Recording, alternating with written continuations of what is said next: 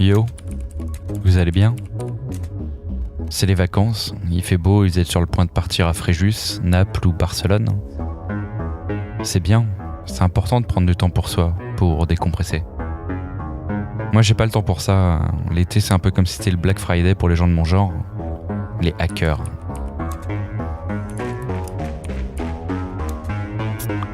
C'est le moment où vous relâchez votre garde. Vous êtes moins suspicieux. Après tout, c'est les vacances.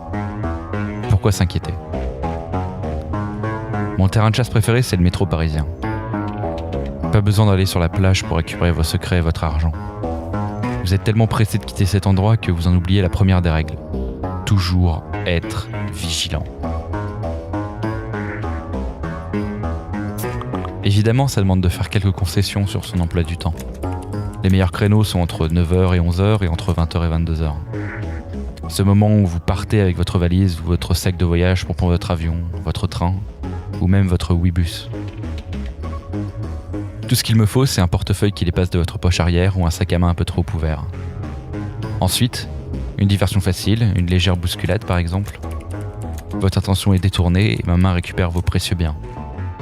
Après ça, tout va très vite. Je m'engouffre rapidement dans la sortie, direction le PMU le plus proche. C'est une technologie fantastique le sans contact, vous ne trouvez pas? Une tape sur le lecteur avec votre carte bancaire et vous êtes débité de 20€.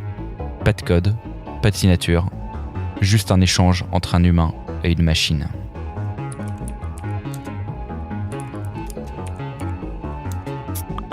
Une chance qu'il a installé sur les bandes de paris sportifs.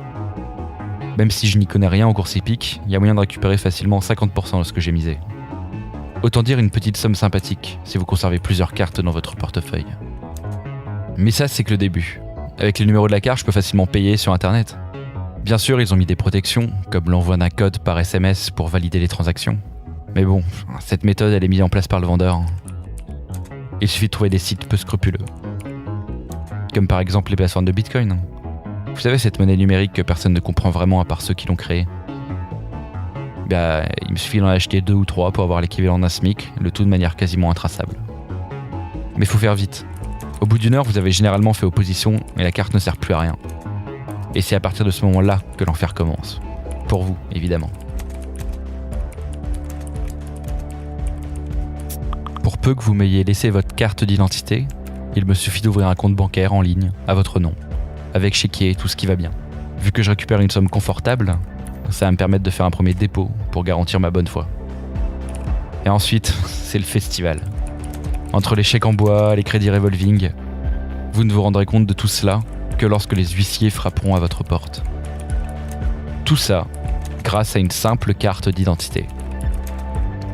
Je n'ai qu'à répéter l'opération 4 ou 5 fois et me voilà tranquille jusqu'à l'année prochaine. En tout cas, j'espère que vous passerez de bonnes vacances. Vous en aurez besoin avec toutes les démarches administratives auxquelles vous devrez faire face à votre retour. Et surtout, merci pour tout. Ce fut un plaisir de faire votre connaissance.